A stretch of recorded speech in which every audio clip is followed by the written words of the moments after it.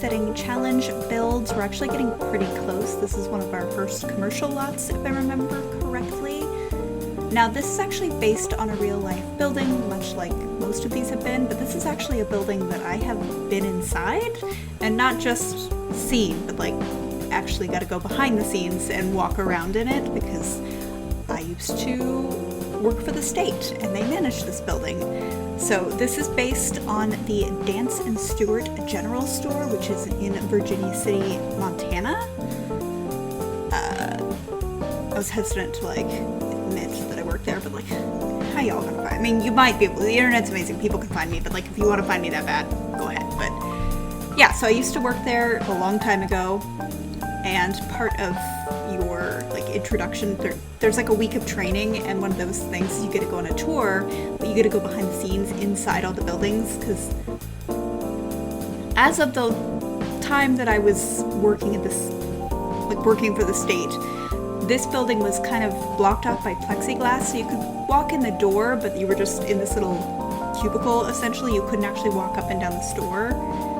But there was a door, we had keys, because obviously it had to be maintained, it had to be kept clean, so we were able to like go inside of it, and it was just so cool to see. Like, obviously nothing is original to the building. It's a unique thing with Virginia City and Nevada City. A lot of the items there were actually collected elsewhere and brought there to retire. I did have to use the saloon sign as kind of a placeholder. I am going to look for a better sign. The roof on this building was really difficult because it has like a 2-story facade, but then there's like a 1-story roof, and in The Sims it was not looking cute. I did my best. I did my best. But yeah, this is a really cool building. The only part that I couldn't really represent was, I know when you walk inside to the right, again, this was as of me being there a while now, over a decade ago, there was like post office boxes, and I don't have that CC. I don't even know if that exists, like historic looking post office boxes, so I don't have that, which is disappointing. And the reason that was there is one of the gentlemen who ran the store was the second postmaster, so that's why it was located in that store. I don't think what else was interesting. Oh, kind of local lore, but there is a gentleman called Clubfoot George Lane who was an outlaw. He was arrested by the vigilantes, and apparently he was arrested in this exact store. And also the Montana Historical Society was formed in this building. Their first meeting was in 1865 on February 25th, so that's super duper cool, and they have records of it, so. In 1865, Dance and Stewart did move their store to another city called Deer Lodge, and it looks like it was then converted to a...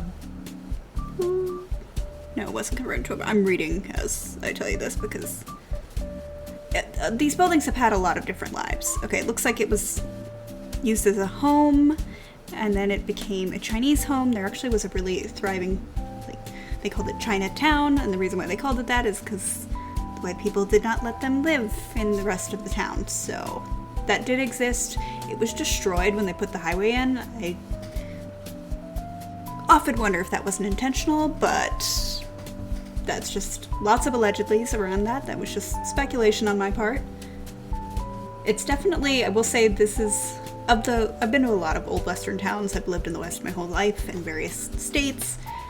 This is the most sanitized, like, old Western, actively, you know, portraying historical things site. It's the most sanitized. Like, they try to pretend that there weren't brothels. They try to pretend that there weren't, like, murders, while at the same time talking about the murders and the hangings and everything. Like, it's an odd juxtaposition when people are like, no, none of that happened. But also, up on Boot Hill, there's 4 graves. Like, I don't understand how that exists in some people's heads, but that's none of my business. Oh, apparently the original structure was torn down, and then a reconstruction was built based on, doesn't really say, but it does say that it was reconstructed in the mid-1950s and is an exact copy of the original in every detail. The logs actually came from mine buildings.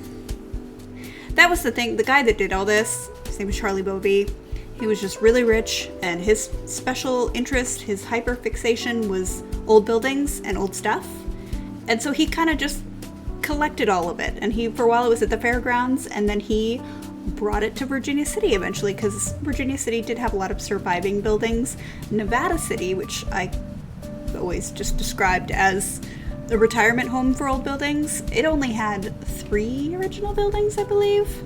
And all of the rest, because it looks like it's a fully set up, old western town, all of the rest of those buildings came from elsewhere. They were rescued, which is admirable, but this is also before there was much control and constraint on these kind of things, so they were dismantled and then moved.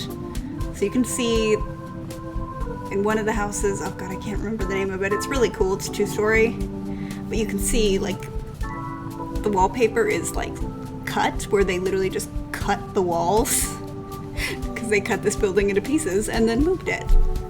That building also has a really cool bathtub. I wish I had looked up the name, because it's a very cool house, even if they pretend it's haunted. I will not comment on what I think about the ghosty situation, which I will actually. I will a little bit. How they're like totally okay with promoting like paranormal stuff and specters, but they don't want to talk about the fact that people like, it was rough, things happened, it wasn't PG. Like, I just don't understand. I don't understand. Okay, as you can see, we did a cut because I had to decorate it and it took me 4 hours to do. The interior of the building does have those teal shelves, so I tried to maintain those and be kind of true to it. Otherwise, what this is going to be used for mostly is Sims can come here and buy things for their house to decorate. I like letting my Sims kind of make those decorating choices themselves, so I try to put as much as possible in here. Obviously not everything, but if you look at pictures of Dance and Stewart, it's pretty close. The shelves are also not entirely full on the teal side, just because I might get new stuff, who knows. We've got the dress mannequins, we've got wanted posters. I don't normally like English language things in my game, but they're too perfect. So yeah, let me know what you think of this building if you've ever been to Virginia City, just on the off chance I'm curious, and I'll see you in the next one.